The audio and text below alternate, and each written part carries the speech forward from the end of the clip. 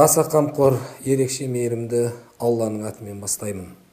Құрметті бауырлар, қадірлі отандастар, баршаларыңызды тәуелсіздігіміздің ширек ғасырға татыған 25 жылдық торқалы тойымен құттықтаймын.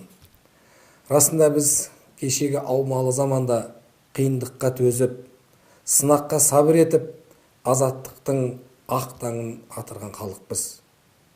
Сондықтан да тәуелсіздік ұлтымыз үшін ұлы ұғым, қастерлі сөз.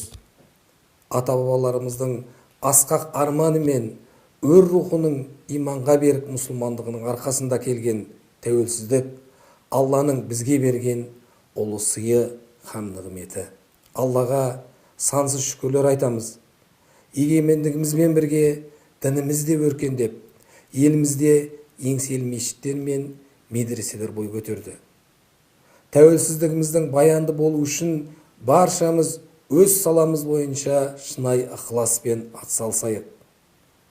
Тәуелсіздік мерекесі құтты болсын. Дендеріңізге саулық, күш қайрат, отбасыларыңызға амандық, ел игілігі мен халқымыздың болашақ жолында жұмыстарыңызға береке тілеймін.